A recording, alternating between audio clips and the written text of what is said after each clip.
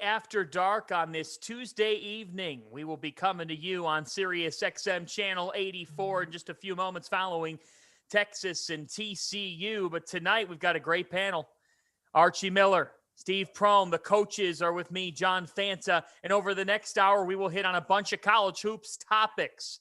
What Illinois showed, despite not having Andre Curbelo and Kofi Cockburn, in beating Michigan State in a thriller tonight. A bonkers evening in the Southeastern Conference, and the fallout of Chris Mack and Louisville as they are working on a separation. We will welcome in 790 KRD's Nick Coffey, who hosts a morning show in Louisville every single day, has a great Pulse the Cardinals program. You will hear what the latest news is about this breakup between Louisville and Chris Mack. But we begin tonight with a thriller right now. Iverson, Molinar, and Mississippi State just will not go away in Lexington. Kentucky without Ty Washington trying to overcome his absence. And Oscar Tshiebwe's doing pretty much everything that he can to get the Wildcats to survive. So as we go down the stretch here, 2-point game. Arch, I'll begin with you. Just another night in the SEC. Two really, really good teams. Mississippi State's making a push right now, obviously for the tournament. It's a big game. Kentucky, playing without Ty at home, got off to a good start, but Mississippi State won't go away. And they've done a great job. They've gotten fouled. They've gotten to the free throw line 21 times. Unfortunately, 12 for 21 is a little bit of the difference in this game. But like you said early, Oscar, he's on pace for another 2020 evening, and it'll be interesting to see how they finish it up here on defense, because Mississippi State's having their way here these last 5 minutes. Really are. I mean, Miss State, Coach Prohm, has really been able to buckle down on the defensive end of the floor here, and they're getting enough. I got to say, I'm impressed with the stuff that Ben Howland's group is running. Yeah, Molinar, anytime you have good guard play, you're going to have a chance, especially on the road against a very good basketball team. But Molinar's been terrific. When you look at the numbers right now, to only be down 2, and you look at the rebounding numbers, they're -10, and they're only down 2 in Rupp. And Rupp is no easy place to win a game, let alone stay in there and be competitive. But, Kentucky on the flip side, almost 20% from the 3-point line. And so that's a big, big, big difference. That and the turnovers. Mississippi State's done a good job, and I don't think Kentucky's really done a good job in transition. They've turned it over, I think, 17 times in the game. So you turn it over 17 times in any game, home or on the road, it can get really tricky. Yeah, and you get in a position here where you keep Kentucky, Arch, from transition basketball by being able to take care of the ball. You stick them in the half court. And when you think about Kentucky and not having Ty out there, when you're in this type of situation down the stretch, what are you thinking as a coach? Well, I think, Cal does a great job of manipulating the game. And I think these last 3 minutes when they have the ball, I'd be very surprised, especially in the half court, if they're not working the clock, using, Mintz to run off some screens, Grady to run off some baseline screens, and they'll sort of finish it up maybe with Oscar and Wheeler in a 2-man game at the end of the clock. But I think that Kentucky here, these last 3 minutes, we always talk about the last 4-minute segment of the game.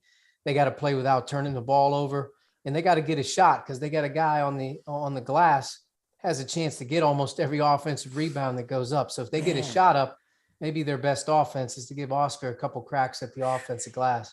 He makes 19 and 18, Coach Prohm, look like it's normal. Yeah, he's, when he signed with West Virginia, when I saw him on the recruiting trail, I was like, golly, man, that's going to be a monster to handle. And then, obviously he transferred to Kentucky, and you look right now, Mississippi State does a great job of getting a tie up, though it's, I believe it's Kentucky's arrow. But this is big right here from a team standpoint for Kentucky and coach. And you're thinking right now you're up 3. If we can go score, stop, score, you can probably finish this game out. And, we do that, and a lot of people do that in practice, whether it's score, stop, score, stop, score, stop. But this is huge right here. If they can go these next 3 possessions, score, stop, score. That's Wheeler. Mississippi State with their post trap all night. I thought that was a big thing going in here against Oscar. You could tell they didn't want him just to operate down there by himself. The post traps caused some problems. Yeah, much needed bucket. Yeah, so Severe, really good job. They ghost the screen. They slip the screen out. He's able to get to the rim. Big basket. But then again, Mississippi State answers. Longer you hang around on the road, obviously the pressure goes to the home. Pressure goes again on the home team. So when you're in this spot, Miss State gets a bucket. Now they're within 3. There's 2:33 to go. So Mississippi State calls a timeout off the make. Now it's a 3-point game. I'm always curious here. In Mississippi State's huddle off a made basket, are they how far ahead are they thinking here? Are you setting up what you're doing defensively down by 3 and also giving a message on what you're going to do on the ensuing offensive possession? Yeah, I think definitely their plan right now is to set their defense is the most important thing. They need to stop right here. And then when they get the stop, I'm sure what they're trying to do is put them in a position if they don't have a layup or something easy with numbers, hey, this is what we want to go to next time we have the ball. To me, they're running a lot of baseline action right now. They're getting some good stuff out of that. But you got to get, like Steve said, they got a great guard in Iverson Molinar. To me, giving the ball to him at the end of the clock or something good's going to happen for their team. But definitely they're setting their defense for the most important possession of the game, a stop. They have to find a way to get a stop here and a rebound. If they do, take something easy. If not, I'm sure right now they're looking to go to a patented set that they feel like's worked or something they want to go to their best player right now to get a basket because they don't need a 3. Mm-hmm. And you get something to the basket, you got Sheboy there to rebound. No question. The biggest thing is, last time we saw they got the tie up, are they going to counter? Are they going to run something to where they can hurt them for doubling Sheboy? Or are they going to put the ball back in, Wheeler's hands? They're denying him the ball right now. Yeah, not the look you want. So Miss State gets the stop that they need. You got 2 minutes on the clock, 3-point game. And you got to think Molinar gets the ball here for Mississippi State. He's definitely their best playmaker and shot maker as well. I know Moore just made one a little bit ago, but if you're coming down in this situation right now, Iverson Molinar with the ball, you see they're going right to a set. I mean, big time. Iverson Molinar right now is having the game of his season. He's got 24 right now. Mississippi State within 1. Yeah, he's got 24 and he's 11 for 17, from the field. He's been efficient as well. Now, what do you do if you're Kentucky? Well, I think the big thing here is to get a shot, a good shot. And Mississippi State denied it back to Wheeler. So at this point, I don't know if you're willing to give it up, but maybe Cal goes with a timeout. I'm not sure. See, what about Kellen Grady in moments like these? Like, isn't this what you brought Kellen Grady in to do, to be a catch and shoot guy? If you can create an open look for him? That was a Rupp call right there.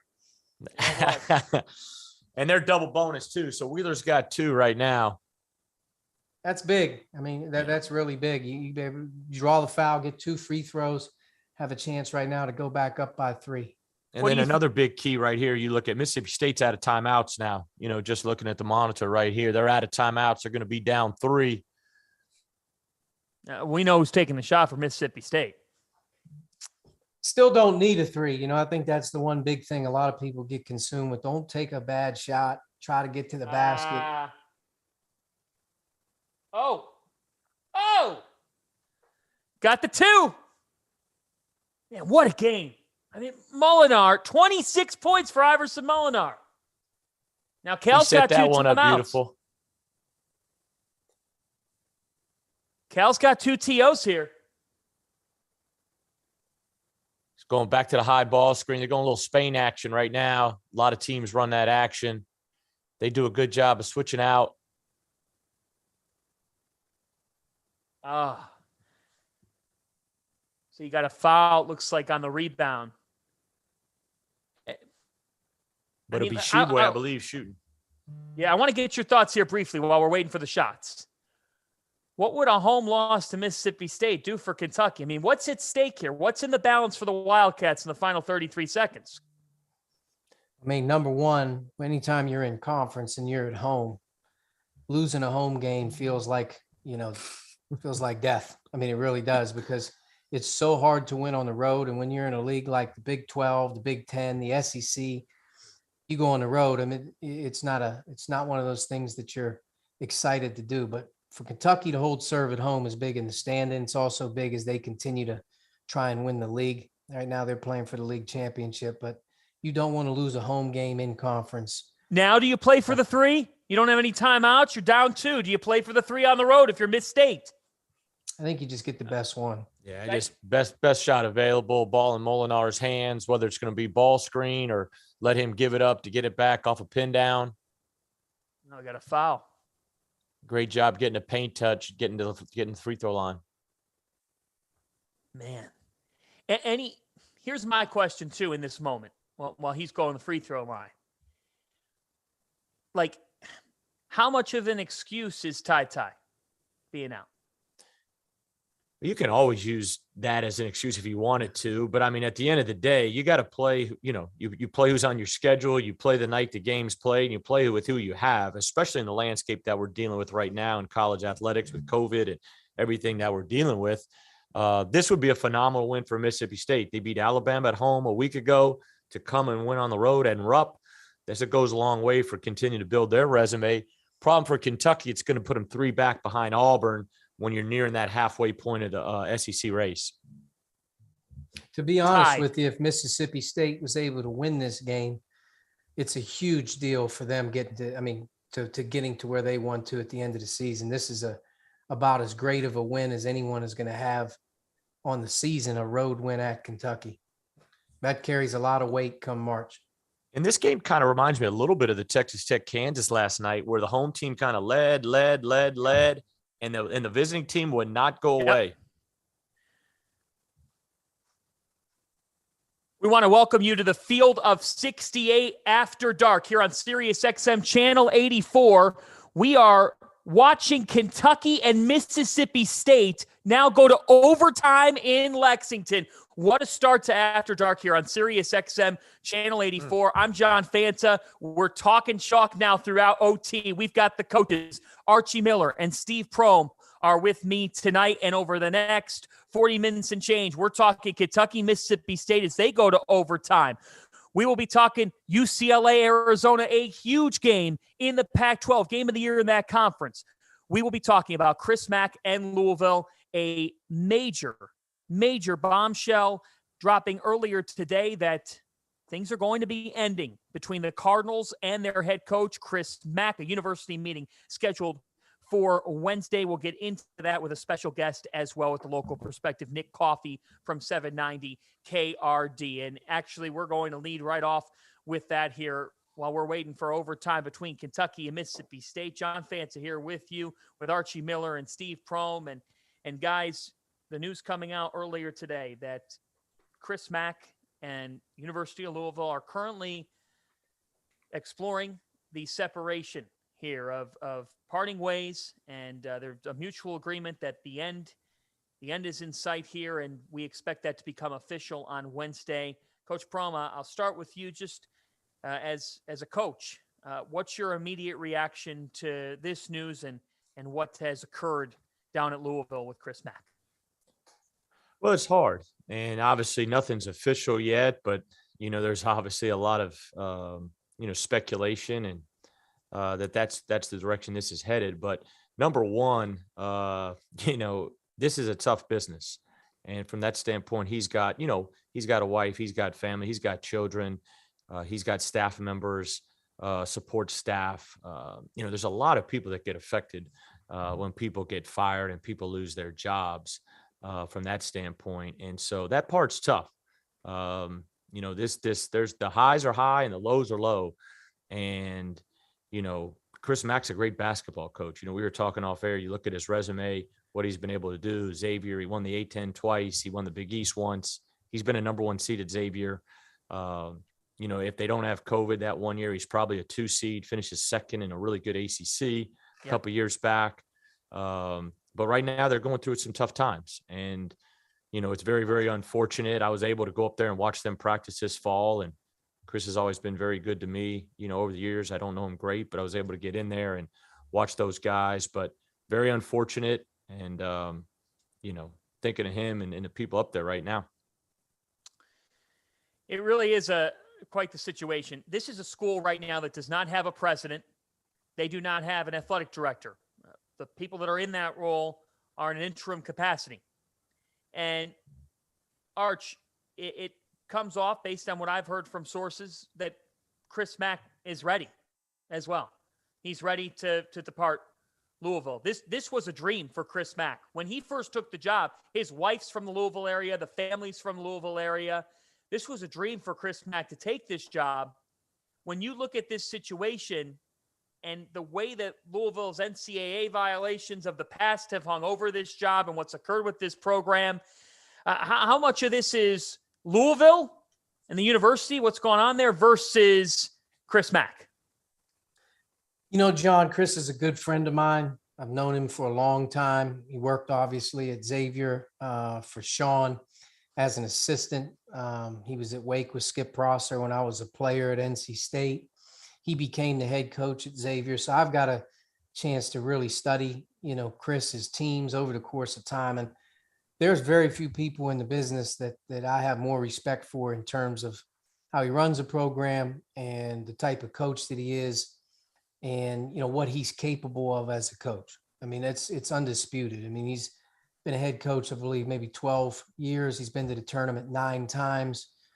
He was a 1 seed at Xavier. He was 15-3, I believe, in the ACC, going to be a 2 seed, and then COVID wipes out the entire NCAA tournament.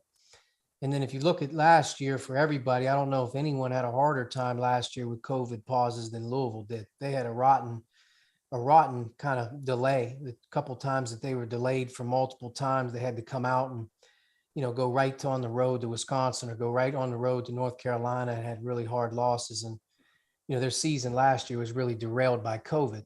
And, you know, I think at the end of the day, Louisville's situation when he got there and inherited, there was going to be issues. I think they were all on the same page, and it was probably a lot harder to deal with those things as the years sort of in the springs go by because that cloud never left. So, but Chris is an unbelievable coach. And if this is in his heart, what he wants to do at the end of the day and what's best for his family, that's what's best for him to do, because this is a hard business. As Steve said, your families are involved. And at the end of the day, you know, if, you know, the place turns, the fans turns, and things start to go in a tough way, and they're not willing to stand by you or help you or whatever it may be, you know, the writing's sort of on the wall. And it's a shame because Chris is a great coach and he can do a lot of great things at Louisville. Probably needed a little bit more time here as this COVID thing hit and a few of the other things that are going on with their administration and whatnot. We've got a break here on Sirius XM Channel 84, Field of 68 After Dark. Next, how did we get to this point where Chris Mack and Louisville are breaking up, and who could be next for the Cardinals? We will discuss with KRD 790's Nick Coffey, a local Louisville host who has the pulse of this athletic department day in and day out. That's next here. You're listening to Field of 68 After Dark on Sirius XM Channel 84. You're clear. It looks All like right, Arizona-UCLA is what, 16-15 right now? It's gotten going. Yeah. 16-14. I saw, but say yes. So 6. And you got Kentucky up by 3, 90 ticks. Yeah, I mean, it feels like in this moment here, dagger opportunity. Yeah, they could put the nail in the coffin here if they could get a basket. 2 Boom. possession lead. There he is. 1 minute. There's Kellen Grady. Right on cue, catch and shoot opportunity, and he comes up huge to make it 6. You know, the hard part about this, we're all on 3 different time waves with our game. It always happens that way. You're always delayed. What a big shot. Big shot right there. Yeah, look, Mississippi State is tough. I mean, that's a situation where Kentucky had to earn this in every way. 30 You don't seconds. have tie, and they find a way. I mean, when you win a game like this and you don't have the guy that's your best player, what's it mean for Kentucky, Arch? I mean, it's just one of those gut check type of a games. You're going in there with one of your guys down. Other guys are going to have to step up and play. And they've gotten good production tonight from different guys. 10 seconds. Especially Keon Brooks. I thought Keon Brooks had a really good game for them. They have to get production 5, to win 3, big, I think, with 2, Keon. 1. You're live. Deep into the night here on Field of 68 After Dark. It's Sirius XM Channel 80 for the ESPNU station. John Fanta and the coaches Archie Miller, Steve Prohm with you. What a wild night in college basketball. In the Southeastern Conference, Kentucky is on the cusp of surviving past Mississippi State in overtime. How about Auburn getting taken to the limit by Missouri? The Tigers find a way to get out a road win, and Alabama goes down to Georgia. We'll get to that in a few moments. But, guys, I do want to ask you about this to continue on with the big story of the day and over this next 24 hours. You know, like I think you alluded to it a little bit, and I think it's really important to talk about because, Coach Prohm, you talked about the fact that someone in Chris Mack's position, he's got a family.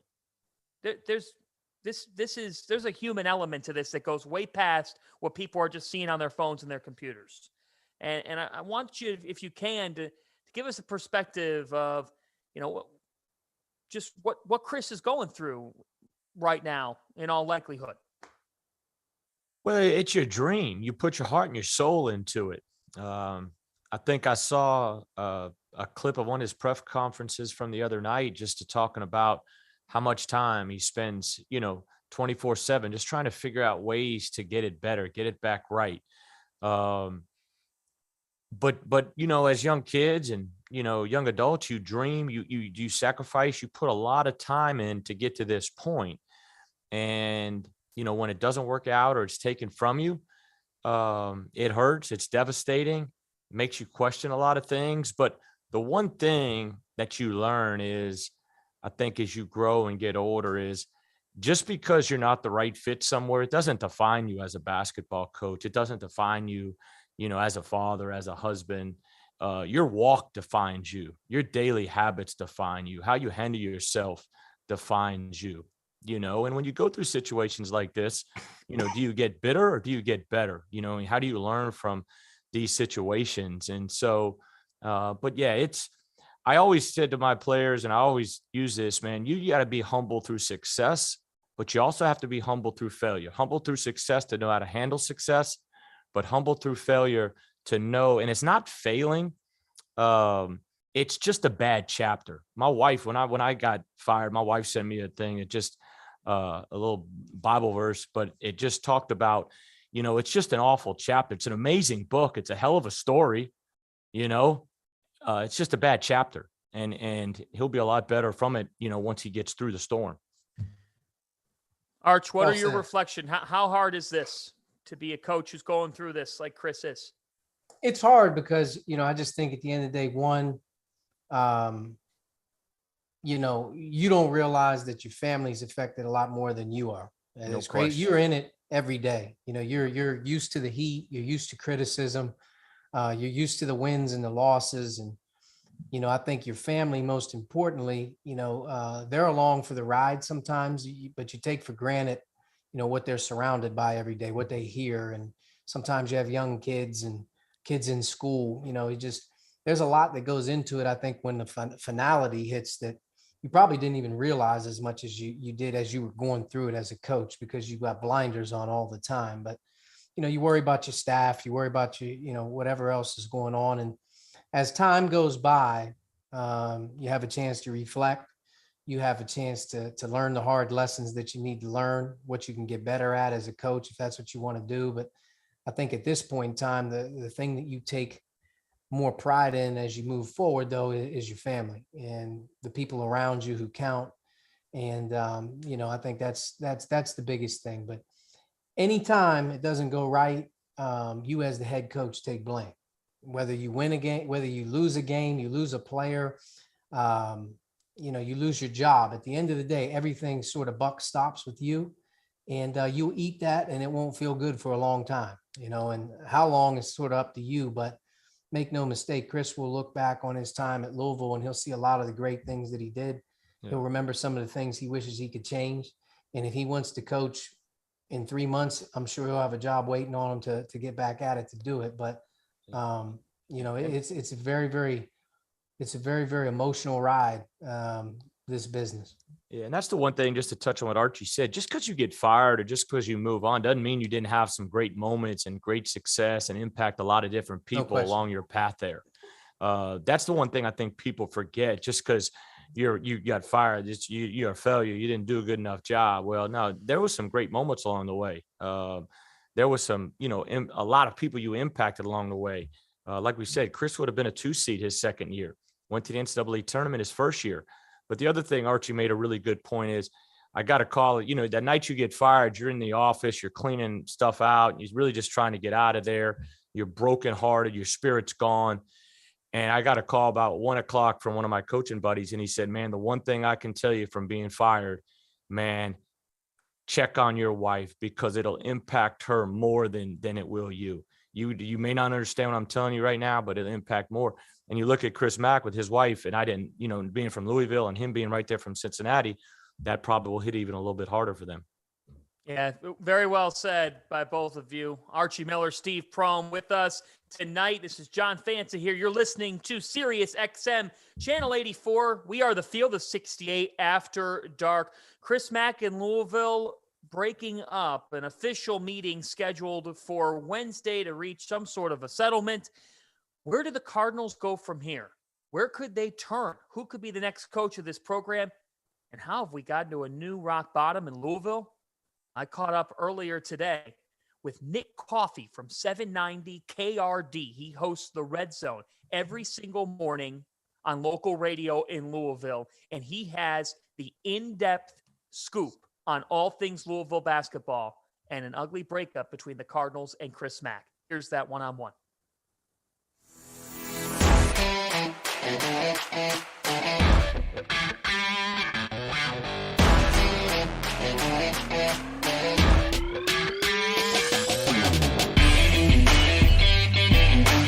Louisville for perspective locally right now as Chris Mack and Louisville. It was reported by Seth Davis from The Athletic that they are in the negotiation process of a separation.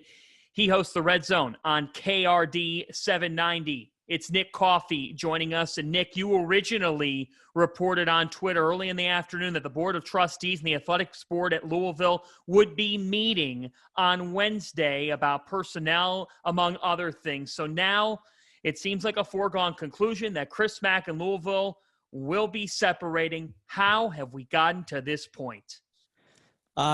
Honestly, I would say how we got here is just there were some steps along the way, I'd say, in the last 18 months that seems like a long period of time. But for Chris Mack, I think he got off to a good start at U of L. I feel like he was a little bit ahead of schedule. They made the tournament their first season.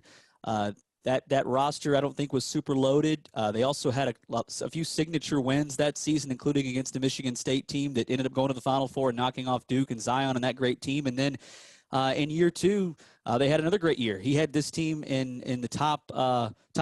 They were ranked number one, in fact, for a few weeks. And then the COVID pandemic hit. There was no tournament. And then that's when things kind of started to slowly just kind of fall apart for him. They were really hit by COVID in a major way, like a lot of teams were during the 2021 season. And they were the last team left out. They didn't make the tournament. And that really got fans, I think.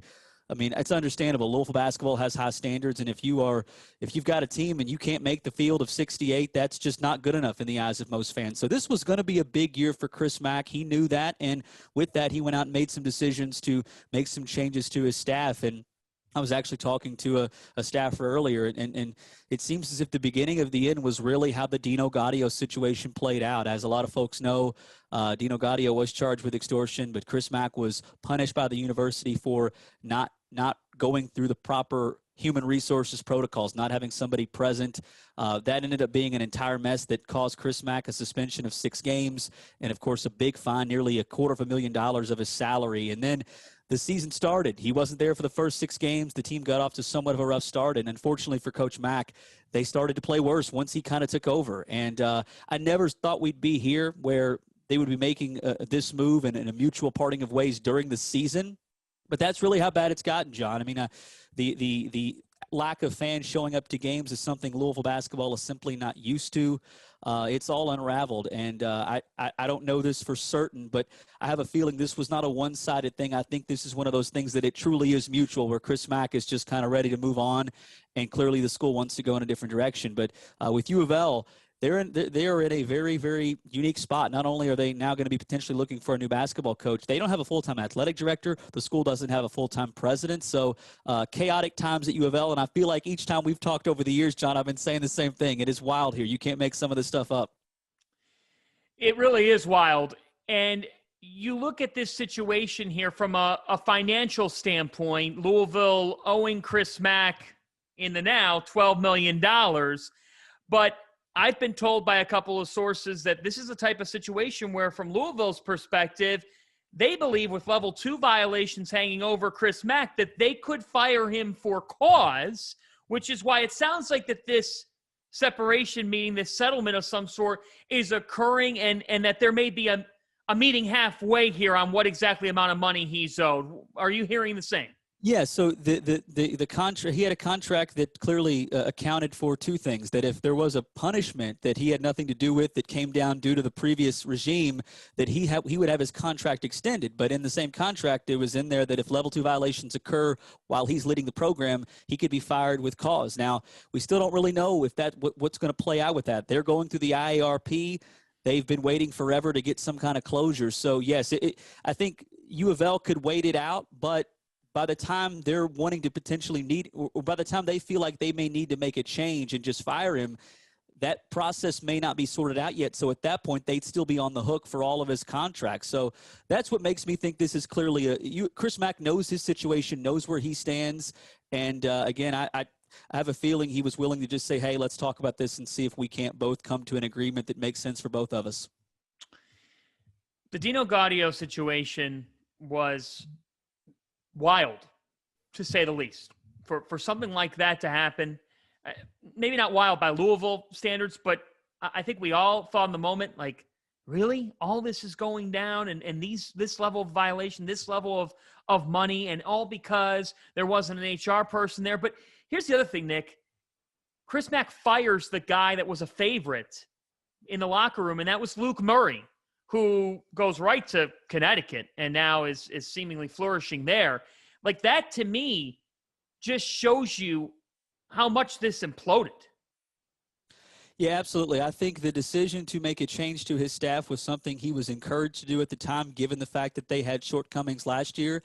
If you listen to the conversation that was recorded between Dino and Coach Mack, one thing Coach Mack mentioned a lot was staff chemistry. That was a real issue. Now, I don't know who's to blame for that, or if the correct decision was to make a move, but that was surprising. Dino, not as much. In fact, I was told there was a situation where Dino could have remained on staff in some capacity, but not in the role he had before. And then with Luke Murray, I think it was essentially, we're moving on. We're going to go in a different direction. And I will admit, I didn't anticipate that having the impact that it did. Still don't know exactly what kind of impact it had. This is a new team that the majority of the guys you're seeing on the floor for Louisville didn't play for those two coaches. But clearly, the suspension and the newcomers and the new staff, essentially, it's just led to sort of a big mess.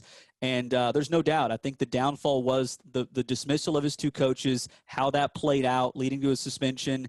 And, yeah, I mean, that was certainly a big factor. And I don't know if Chris Mack would be candid if asked, but I wonder if there's any regret about how that was handled, because there's no doubt, obviously there's a lot to the story, I'm sure, that maybe even we don't know. But on the surface, that looks like something that backfired on him.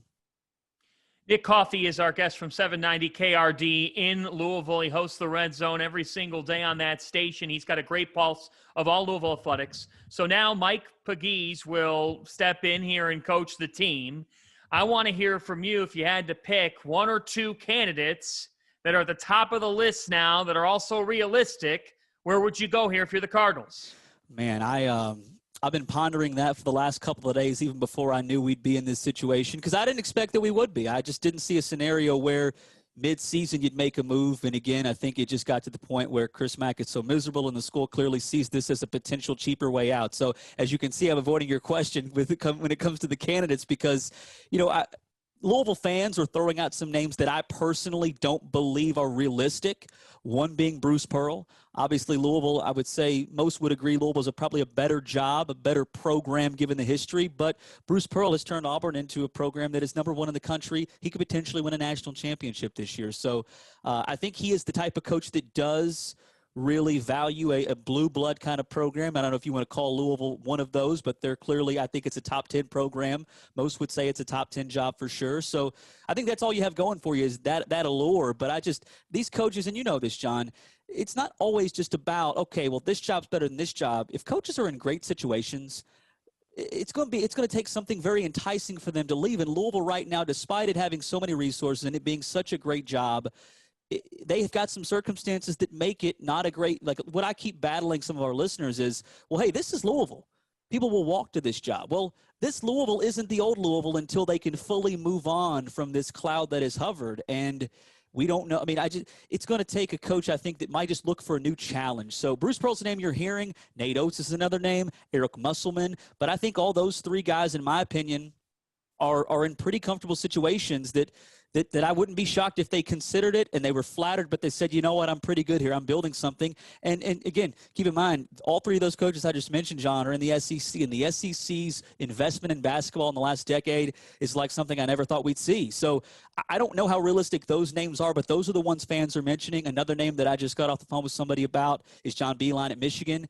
I think he's a guy that would – he's safe. He's a guy that clearly is very successful. He's not exactly young and energized, but he wins at a high level. I think in my opinion, when he left the college game to go to the NBA, he was one of the more underappreciated coaches in the game. So that's a name that I just recently heard. But right now, we can put these names together. We can throw them out there, try to figure out what makes sense. But there's not a full-time athletic director at U of L. There's not a full-time president. So until those positions are filled, it's hard to really get a feel for who they're going to go after. Great perspective on a deep dive on a really rough situation. It's a mess, man. We thought rock bottom had hit. Louisville continues to redefine it. You can follow him on Twitter at The Card Connect, and we appreciate Nick Coffey joining us here on Sirius XM Channel 84. It is Field of 68 After Dark. Nick, thanks again for the time.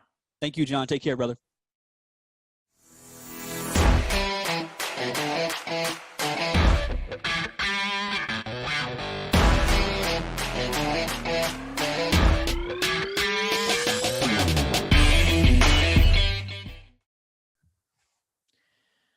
We thank Nick Coffey again. He is a local host on 790 KRD in Louisville. You can catch him every single morning on KRD.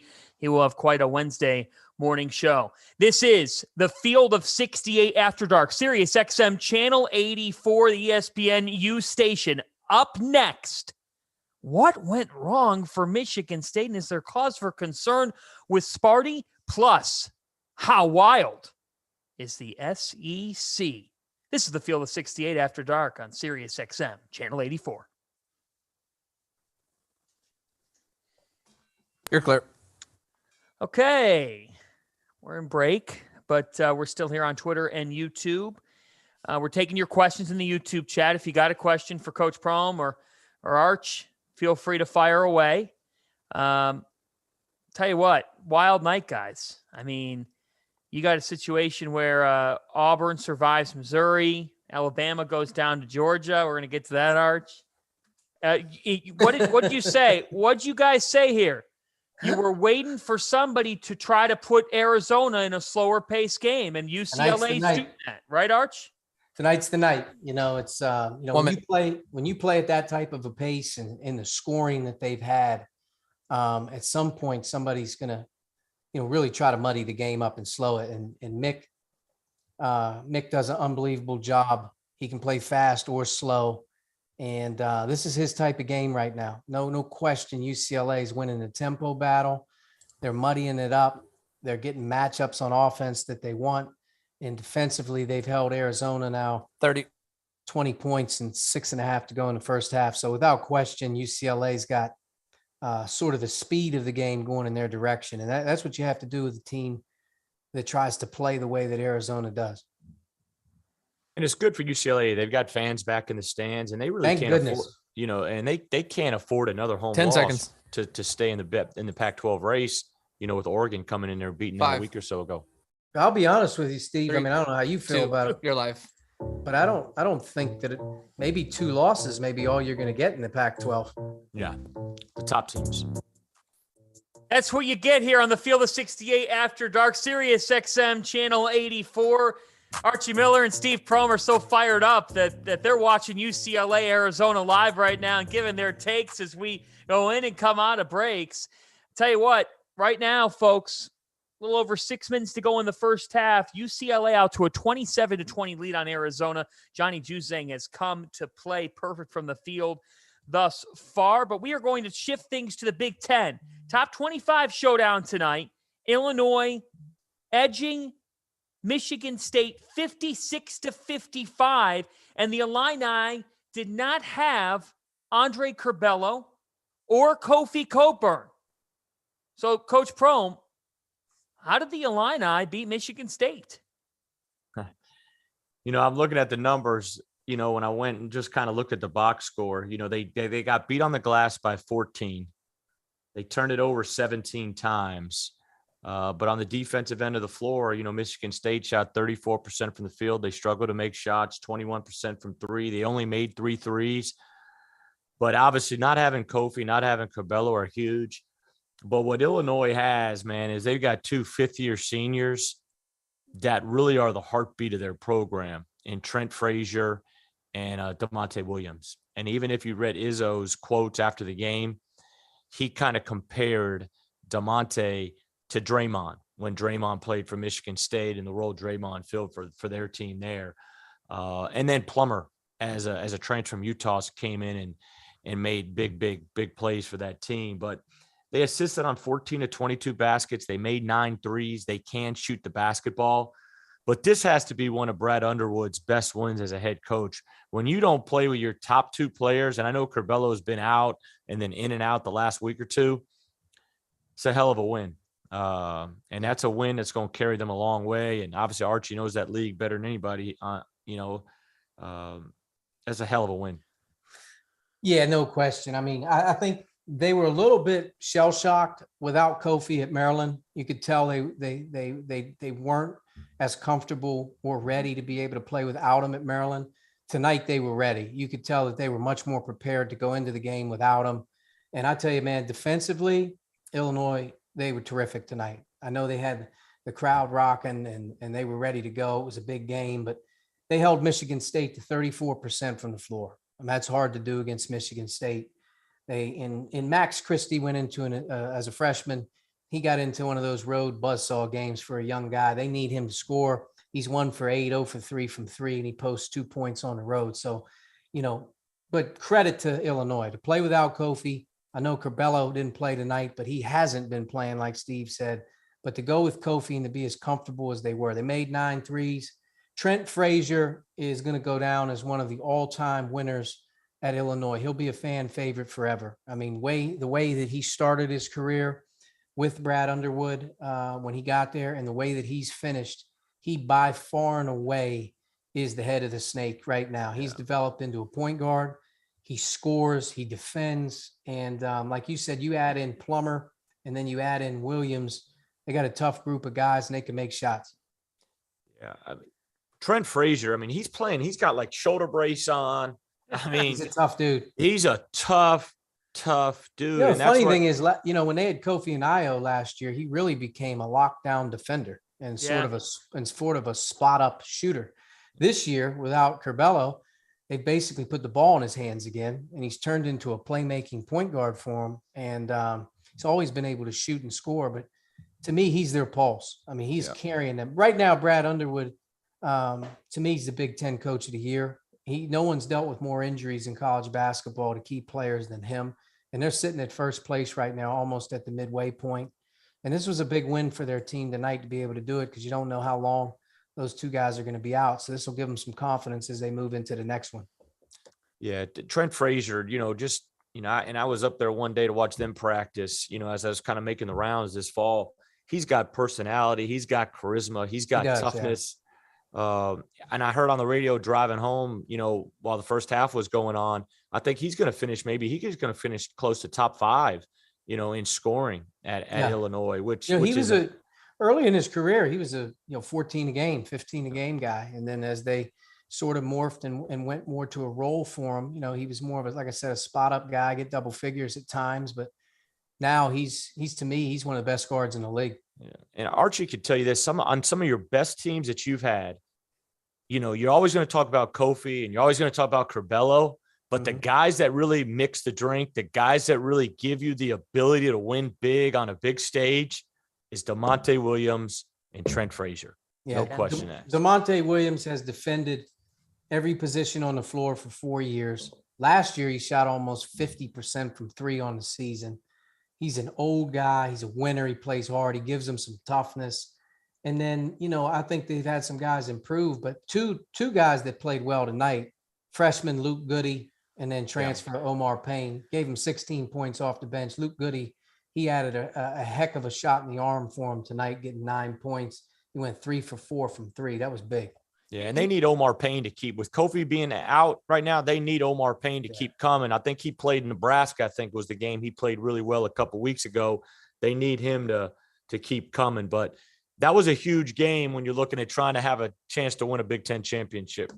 Yeah, really. A pivotal point when you're down 2 stars and you can win a game like that against a team that was in first place in the Big Ten in Michigan State.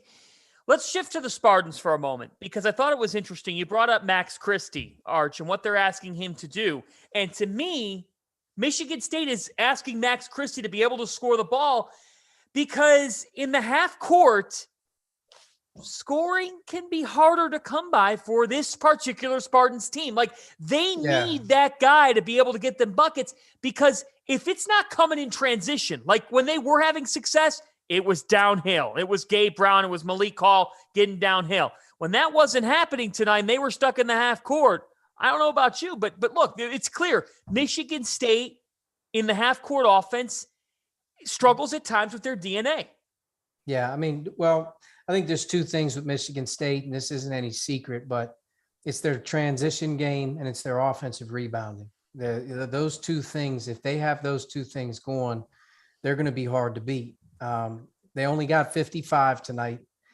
They were big on the glass. I think they were plus 14 on the glass. They did get 12-second shots, but they missed a lot. But they took them out of the running game, made them score in the half court. And, in that league, it's very difficult unless you're, a tremendous low post presence to be able to continue to pound it in and get it. Michigan State doesn't have that low post presence.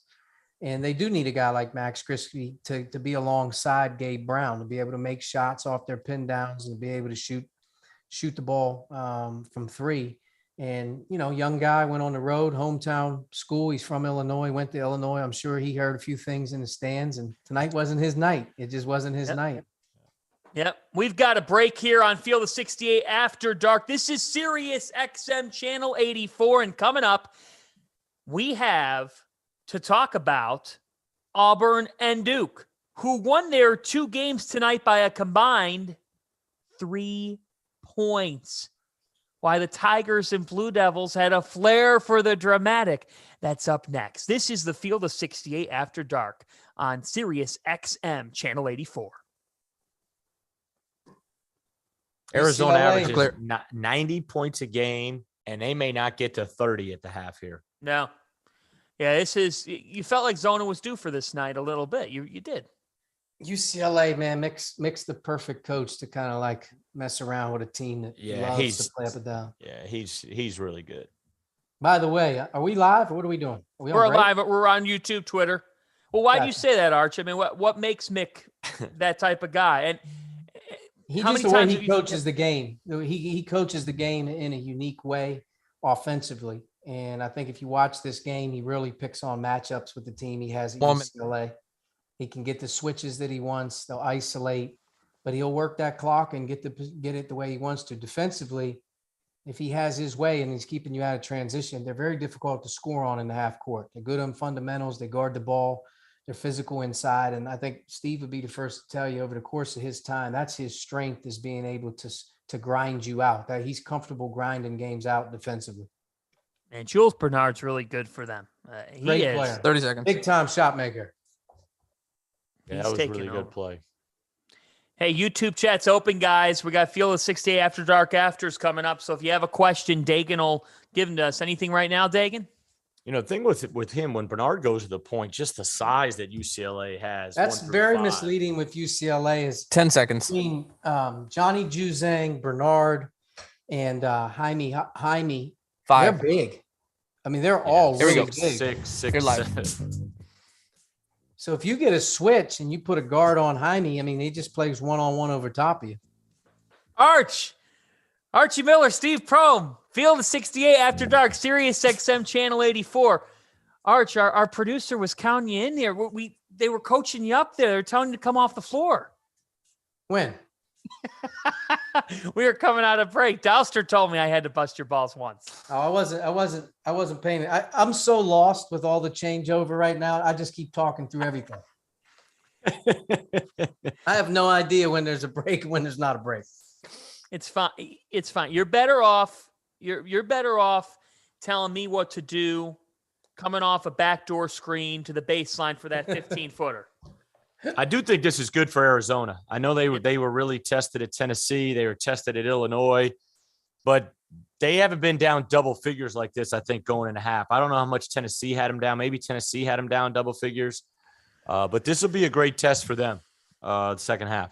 Yeah, right now UCLA up 38-25, and this is the Field of 68 After Dark, Sirius XM, Channel 84, the ESPNU station. John Fanta, Archie Miller, Steve Prohm. We've had a great show tonight. Thanks to Nick Coffey for joining us to talk about Chris Mack and Louisville. U of L board will meet on Wednesday to talk about what is looking like it'll become official, a breakup between the Cardinals and Coach Mack. And we were talking earlier about a couple of wild things happening in the sport tonight. Kentucky escapes in overtime past Mississippi State. We hit on Illinois and Michigan State. Right now, UCLA set the tone against Arizona. Let's talk about the number one team in the country. Auburn 55, Missouri 54. This was a wild game. How many times, Steve, have you seen a team with the basketball and up by a point with a 5-second difference between shot and game clock, and that's how the game ends because Walker Kessler was on the offensive glass and Missouri couldn't get the ball back? Yeah, I'm not here to say should have done this or should have done that. It's just that's just such a small margin for error in that window when it's 4 or 5 seconds to where, he let the ball go at 1 second on the shot clock. I think KD Johnson let the thing go. Well, man, as time's going on, 5, 4, 3, offensive rebound, a tip, the buzzer goes off and Missouri's not able to get a shot on the other end. But credit Coach Martin's team. His team is getting better. I know we were texting a little bit. They've gotten better. I mean, they beat Alabama. They played well at Alabama on the road. They had Auburn on the ropes all night long. Got off to a really big lead. And then on Auburn's standpoint, give them credit. Now, it's hard. And Archie knows this, man. You go Saturday, Tuesday. Sometimes usually play Saturday, Wednesday. So you guys get off Sunday. You can kind of regroup. Man, they beat Kentucky on Saturday at home in an electric, emotional game. But it's right back in the gym Sunday and Monday because you're prepping for a road trip to Missouri, number one team in the country, first time in school history. And now you're going to play Missouri. The focus to keep those guys focused, it could be extremely hard. And sometimes when you're going to have long winning streaks or win conference championships or be elite, you got to win games like this when it wasn't pretty, and give Auburn credit for that. But Missouri's getting better. I tell you, you're exactly right on that, Steve, though. There's always those defining games along your journey when great teams have great seasons. Sometimes it's the ones that, like, you just didn't play well and you found a way. And in Auburn's credit tonight, 25 offensive rebounds on the road. You know what I mean? They made up for 30% shooting, 21% from three. They got 25 offensive rebounds. To me, that's how you find a way to win by 1 point on the road when maybe you weren't supposed to in those last few minutes. And, they'll get this one out of their belt. But like you said, the emotional win they had in Kentucky on Saturday, they're right back at it here. To get their heads back on the swivel and kind of get going is difficult to do. But like you said, Missouri the last 2 weeks has done a really nice job. They whacked Ole Miss. They were right there in a very similar game at Alabama over the weekend, just like this one. And then they come back tonight. So, Missouri's improving. And at the end of the day, if they keep playing like this, they're going to find a way to knock off a few people. In the words of Terrence Oglesby, who you can find here on the Field of 68 After Dark, Sirius XM Channel 84, T.O. says KD Johnson runs on nightmare fuel. And tonight, even when Auburn is off from the field, I feel like it says everything about KD Johnson that he doesn't stop. His level of intensity was painted all over this game. They don't win the game without that kid again tonight. Not just because he scores, but Steve, he makes every little play happen for them with his energy. Well, I don't think you can play for Bruce Pearl if you don't play with great toughness, great energy, and great purpose. I mean, number one. But number two, give Auburn credit. Now, you go on the road, and it wasn't pretty offensively. Archie touched on they had to get 20-plus offensive rebounds to stay alive. But they won a game on the road in the SEC and scored 55 points or 56 points, whatever it was. That means defensively, shots not going in. Those guys got toughness, and they got character, and they got resiliency, and they are together. And that's going to give them an opportunity, to maintain their number one ranking. They got Oklahoma this weekend, but they'll get a chance to get home now and get a couple of days off, I'm sure, and get some rest. We're inside 2 minutes away here. So final thoughts here on Sirius XM Channel 84. We didn't even get to Duke, who edged Clemson tonight, Arch, a thriller. But I think it just shows, right? Like this time of year, briefly, if you could reflect, the dog days of league play, how hard is it? It's real hard. I mean, when you say the dog days, it really is that definition. I mean, it's very, very hard. The grind of the travel, 3 games in 7 days, some weeks, some weeks or even maybe more with cancellations, but your player's attention span is shorter. The energy level is a bit down.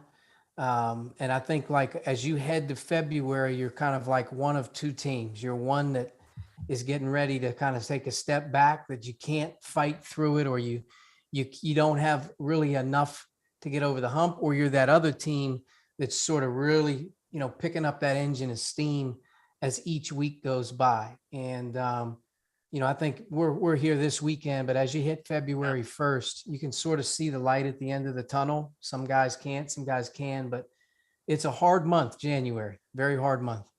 Coach Prohm, I'm giving you 10, 15 seconds here. Final thought. Yeah, league play is different. Non-conference, you can go win certain non-conference games. You can win neutral floors. But you saw tonight, going into Illinois, Michigan State, that is a different environment than playing at a neutral site. We're 46 days away from Selection Sunday, folks. Best time of the year on that road to March. For Archie Miller, for Steve Prohm, this is John Fanta. Thanks for listening to the Field of 68 After Dark on Sirius XM Channel 84.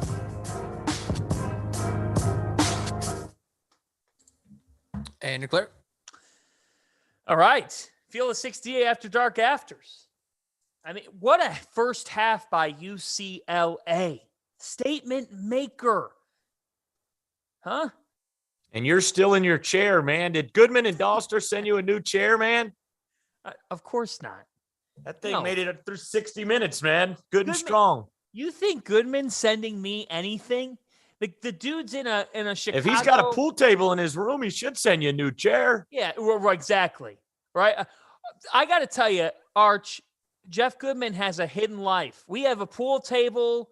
We've got I saw red lights coming from the corner bedroom.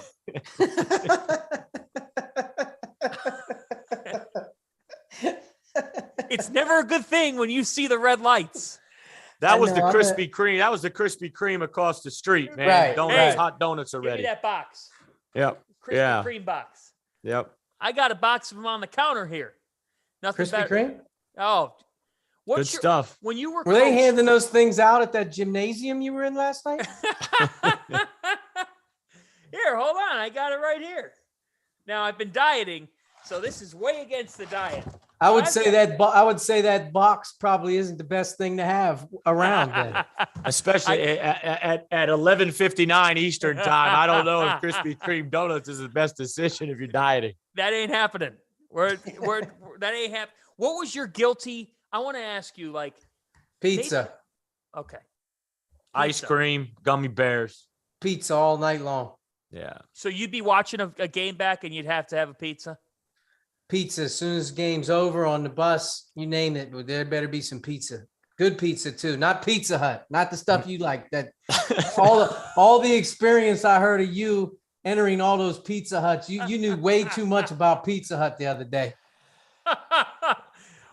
That was my comparison to Memphis in the moment. I mean, I didn't really understand it other than the fact you had an unbelievable you had a good view of Pizza Hut. You knew what's your ice cream, Coach Prohm? What's your flavor?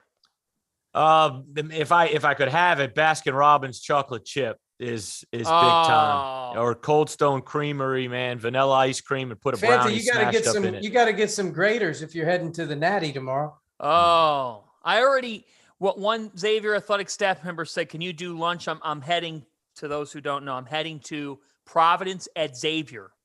Wednesday night showdown, 6:30 Eastern time. It's the one ranked versus ranked game in college hoops tomorrow. And in Cincinnati, you could start the day with a bowl of Skyline, and you can end the day with some graders. And the hotel bathroom might not like you, but you could have a great day in Cincinnati. That is going to be like, let's talk about that for a moment. If you start your day with a bowl of Skyline, I'm not sure you're going to get to that bowl of ice cream. So the diet's off tomorrow, right? Right. No comment. Yeah.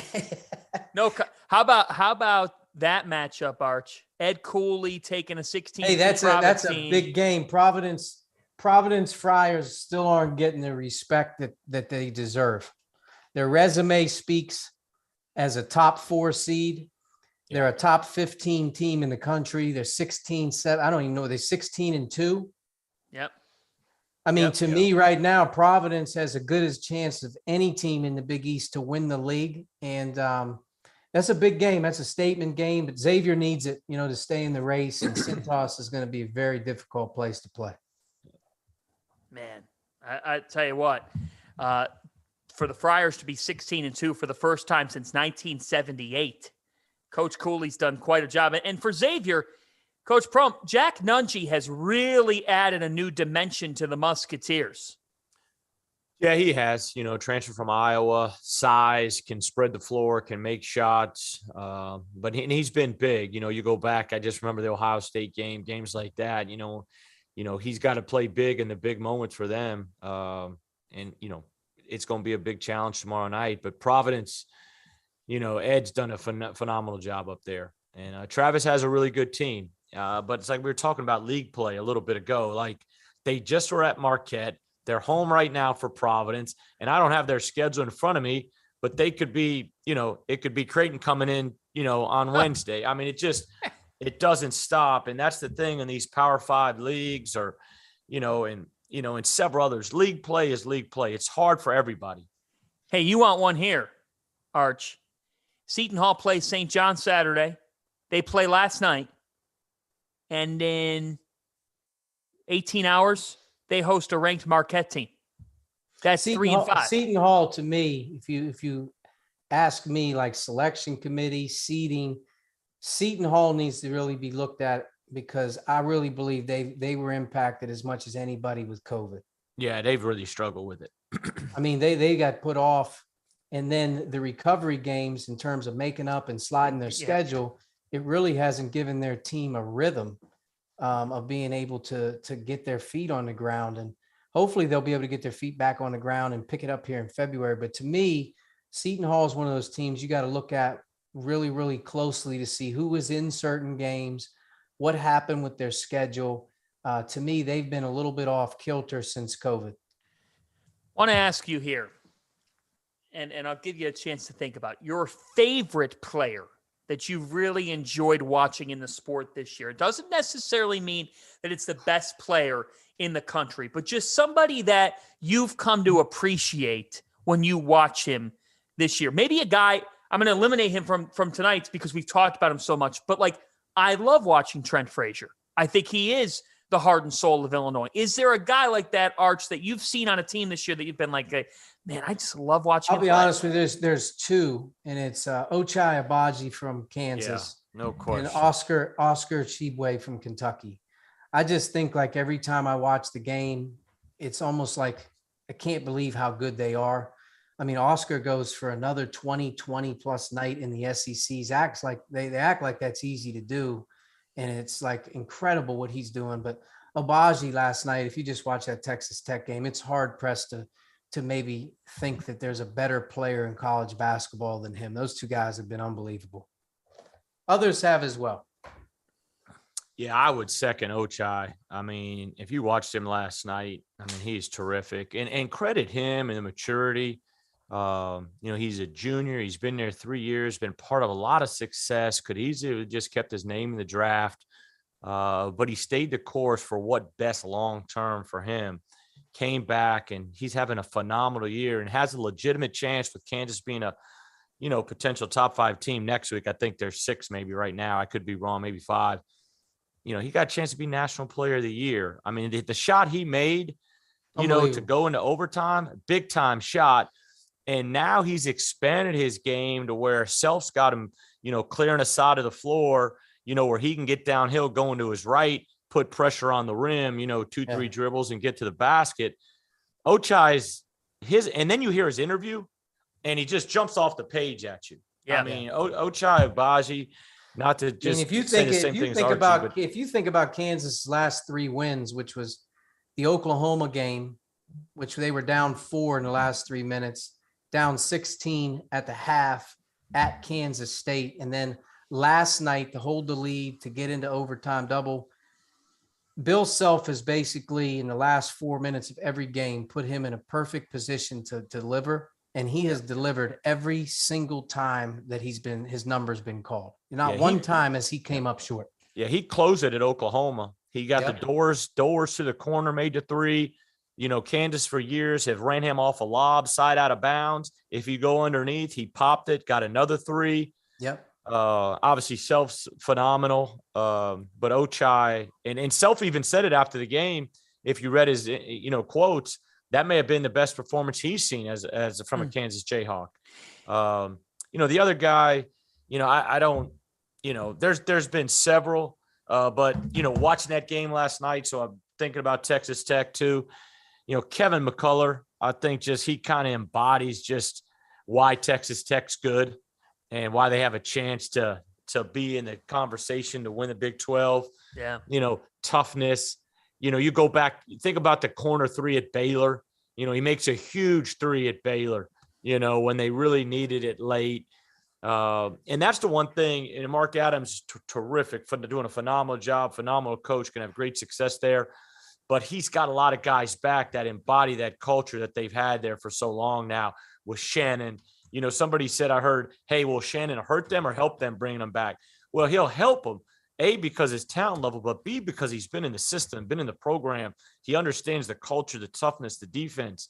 And you watch that game in Allen Fieldhouse last night, plays to the rim, man. He made big plays last night for them. Yeah, impressive. Here's the thing.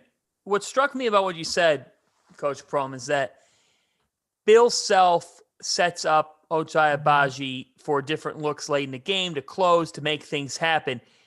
Have you been in that predicament facing Self's offense where like you're honestly sitting there saying when you're going up against a player like Agbaji, like, damn, we are trying. We're like, I'm not mad at my guys defensively. This guy's just really effing good. Yeah, I mean, he does a great job. Like Ochai, I mean, I think when you play in Kansas, it's kind of like, hey, all right, here's what they're running for McCormick. Here's what they're running for Ochai. Here's what they're running for Braun. Their point guards, Harris and Martin, go back and forth. At the end of the day, he wants to go inside to McCormick, but Ochai's the guy. There's no doubt about it. I think his comfort level is post play, but he's always had great wings. You can go to Wayne Selden, Wiggins, on down the line. They make Kelly it, Oubre. they make it look easy. I mean, they really Yeah. do. You know, they really do. That's why they are who they are. And I think Ochai, he missed the shot to win it in regulation. And so he was like, to tie it in overtime. He's like, man, I ain't missing this. And the great ones make them. Wait a minute. Hold on a minute. It is producer Dagan Hughes' birthday. Is that right? Happy birthday, Dagan. Oh, belated. Well, we were waiting for 3 cheers to tell you happy birthday, Dagan. That's our fault. Dagan, happy birthday. Yeah. This gives Fanta a reason to eat that donut, man. Happy birthday, Arch. Come on now. Happy birthday, Dagan. Come on, you're on your diet. Stop. I put it back down. Dagan, what questions do we have tonight in the chat? Oh, we've got plenty in the chat tonight. Okay, go ahead.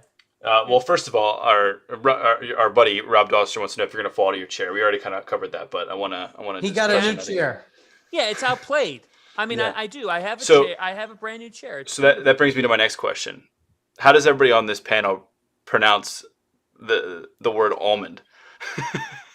Almond? Almond. Almond? Almond. Almond. All right. Because for some reason, Doster pronounces it almond. No. No, it's not an almond. No, it's not Almond. like ramen. It's almond. It's not ramen noodles. It's an almond. Did you ever have the ramen noodles? Everybody's had the ramen noodles. Oh, that's a tell you what, ramen noodles could sponsor Dobos. They could. Those guys are grinding their tails off. They're eating those microwave ramen noodles. Hey, Fan, I saw a commercial the other day, and I just jotted this down in case I get a job again. There's a chair called the X chair, SMACKS, man. You need to look into that, man. All right, so when you get a job again, we'll I'll be in send you touch, one. and you're going to send me one of I'll those send you chairs, one. and I'll Yep.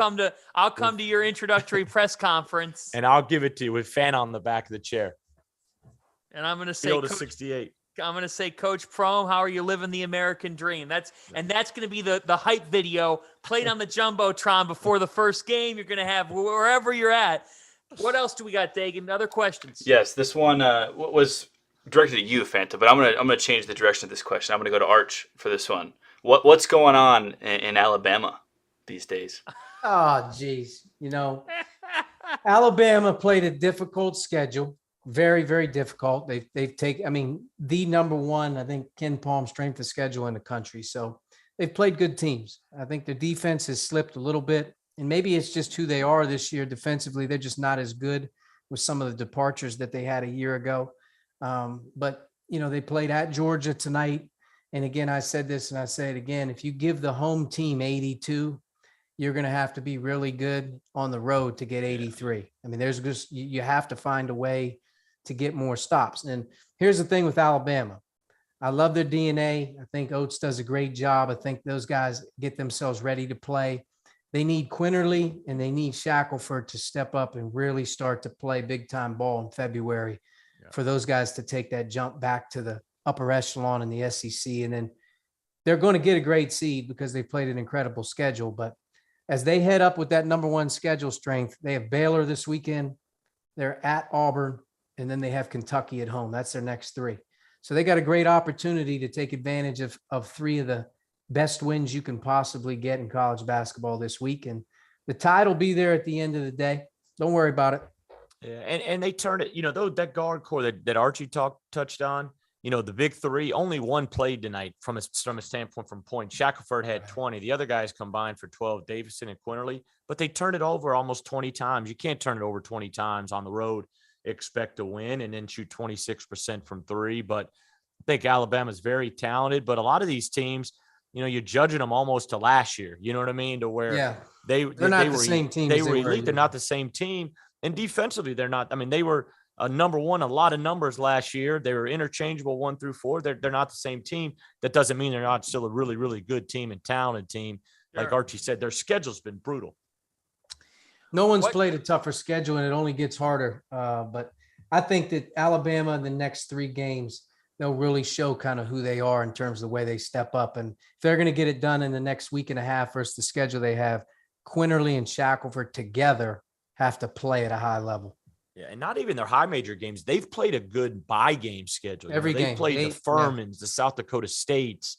They've played those games. And so every game has been a challenge. Davidson 16-2. Yep. Yeah, man, oh man. What else do we got, Dagan, here in the chat? I will give you one final one. Okay. And then I'll let you guys get to your 3 cheers. But we talked obviously a lot about Chris Mack today and all that situation going on in Louisville. If you had to give me a top option to replace Chris Mack, who's it going to be down in Louisville? Go ahead, Steve.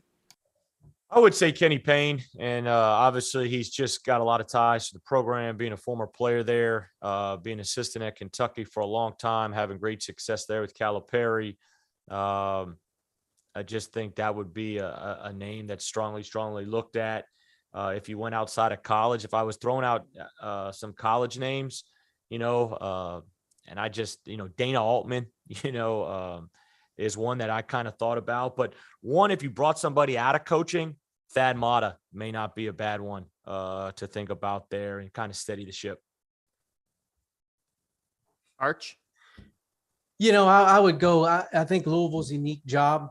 I think that Coach Pitino over the last 16, 17, an 18-year period, even when he hasn't been there the last few years, he just has an unbelievable shadow there. And I think that the program, the momentum, and some of the vibe, to me, kind of goes back to that tree. And I would say the guy coaching at UCLA, Mick Cronin, and I would say that Kevin Willard would be right up there as well. But those two guys, to me, know Louisville. They know the way that the surroundings, the people that are important. And, to me, those two guys, I think fit when I think Louisville. Knowing nothing. Dagan, I want you can you repeat the question again that was posed? I want to hear the phrasing of it again. Yes, I can. Okay. What was it said one person. I gave 3. No. That wasn't my reason for it. I wasn't being a smart ass. No. That wasn't how I would never be like that. Never. I want to just hear what the question was again. Say yes. It was what is the top option for Louisville? Okay. So when I think of top option, I'm thinking of what the quote unquote dream option is. All right. So I'm not thinking of whether it's realistic or not. When I think of top option, I mean, the Sharks are circling enough in the circles of college basketball that Bruce Pearl's not going to be at Auburn forever. So who's the top option? It's the guy that went down to Auburn and made them a basketball school this time of year. All you had to do was look at that atmosphere on Saturday against Kentucky to understand that that's not happening with just any everyday coach. You got to make an effort. Bruce Pearl was in classrooms earlier yesterday, thanking the students for everything that they've done for the program. So who should be the top option? You give Bruce Pearl a phone call because he wins. He is the ultimate people person.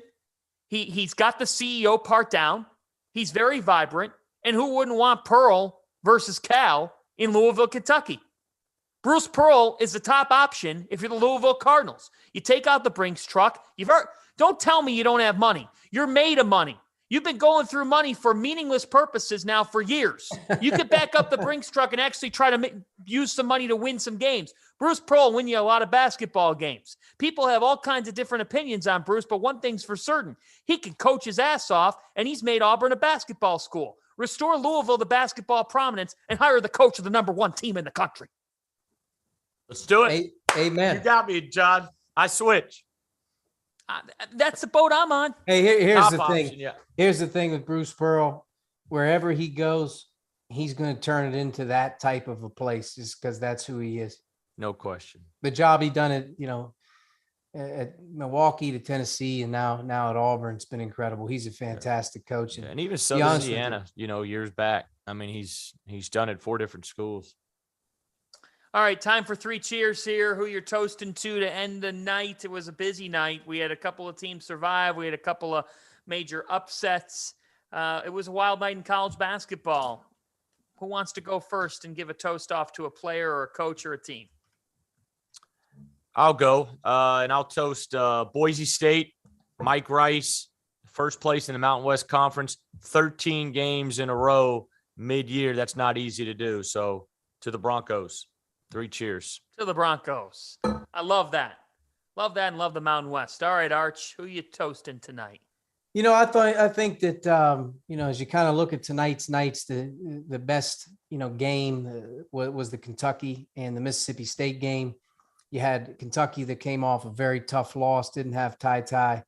And I think that win tonight was a big one for them in staying in the race for the SEC. But Oscar Tshiebwe going for another 20 plus game is just incredible to me that he's doing that in conference. And he did that against a legitimate major front line at Mississippi State tonight. And he is the most important player to a team in America that's contending. There isn't another team that depends on his minutes, his body, and what he does from a production standpoint. He anchors the whole thing for Kentucky.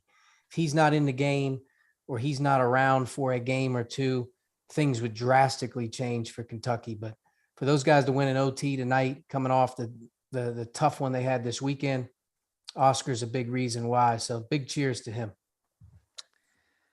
I'm going to go completely off the radar with my toast. I'm going to go to the SoCon. I'm an American man, so I'm going to give a toast to Virginia Military Institute and Dan Earl, who I think is a really underrated coach in the SoCon. They've won 2 of 3. Jake Stevens is one of the more underappreciated mid-major players in the country. He's averaging 19 and 9 per game. He is their best player. He's one of the best players in the SoCon. They face Furman on Wednesday night, later tonight in Greenville. They've won 2 out of their last 3. To the Keydets, to the United States of America, I love that VMI has fought hard in the SoCon. Just shows that SoCon, guys, is a great league. Really good. It really is. So really cheers to Dan Earl. You guys know in the coaching world, not an easy place to hustle and get things done. That staff, great grind. Great player, by the way. Stevens? No, Dan Earl. Dan Earl was a great player. Great player at Penn State, man. He was a big-time player. When I was a freshman in college, he may have been in his 6th year at Penn State. He may be in the original 6-year guy. He was a big-time player for the Penn State Nittany Lions. Good guy, too. Good coach. All right, what are you doing now, Arch? What are you going to do after we get off here? I'm going to check out this Arizona game and kind of see if they can make a run at it. If not, this is textbook UCLA win tonight if they pull this thing off. They've played this game their way. Prohm, little granola bar midnight snack here, little Bush Light. No, I'm going to go clean this up and then sit down and watch the end. He's got baby duty. Yeah. Oh, yeah, wait a minute. I you forgot. didn't even congratulate Coach Prohm. Oh, I'm a terrible host. That's right. You forgot Dagan's birthday and the birth of my child. The birth of Andrew Ross. Congratulations, Coach Prohm, on the birth of your new baby boy. Thanks, man. Thank you. If you ever need a babysitter, call Goodman. Right? Do not call Goodman. No, children discretion, parental, whatever it is advised. If Goodman's watching your kids, I would be very, no. You do not want my kids will be on top of that pool table. Yeah, you'll be running on. around. You'll be hey, on. Fanta, who do you have in the Centos tomorrow night? What's your gut feeling? Yeah. Wow. I'm putting you on the spot. Oh man. Have the Friars had any success in Cincinnati? They have here and there. Last year, Kobe Jones hit a game-winning 3. His grandpa passed away right before the game, and he hit a game-winning 3, and now he's a sophomore. He's been phenomenal. I got to tell you, tough player. He's kind of that glue guy. Yeah, I would say timing is everything. Xavier coming off a loss to Marquette. Providence is certainly riding a high. That I would lean with Xavier at home. I think the two teams are matched up very evenly because Watson inside for Providence. On the other side, combating him is Jack Nungy. Then you have Noah Horkler, who's really helped the Friars quite a bit. He can shoot the basketball, makes little things happen. But Xavier counters with Zach Freemantle. So it's actually kind of an old school with the bigs involved in the game. To me, the game comes down to Al Durham.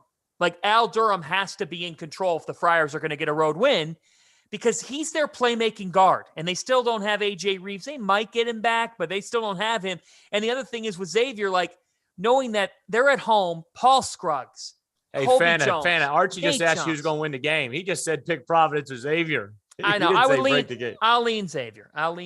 I think it'll be a good game. We'll see. I think tomorrow's going to be a big night for Zach Fremantle. I think it could be a big night for Fremantle, but that game's a 50-50 game. I think the Friars are very, very underrated. Providence Friars. Heat up the chili and keep that Graders cold in Cincinnati. Are you doing a glass of wine tonight, John? Heck of a combo. Or is that late night tomorrow after the game? That'll be Thursday night. Once we get to Thursday night, once we wrap after dark, I'll crack open the bottle of some sort of Italian red here in Hoboken, New Jersey. And we'll some sort of Capone, a nice red here to really. You won't do the Cheez-Its in bottled water like Sean Paul? No Cheez-Its in bottled water. No, Krispy Kremes and Merlot for me. That's my combination. Hey, that's going to do it for us. Happy birthday to Dagan Hughes. We just hope that Andrew Ross sleeps like a rock tonight in Coach Prohm's household, although I'm not so sure about that. You might have to make some X's and O's adjustments. Is he down right now? He's down right now. I told my wife, I said, just keep him down till this show is over. All right. Well, for Arch, for Coach Prohm, for our producer, Dagan Hughes, this is John Fanta. We will see you later tonight, 11 Eastern time, for Field of 60.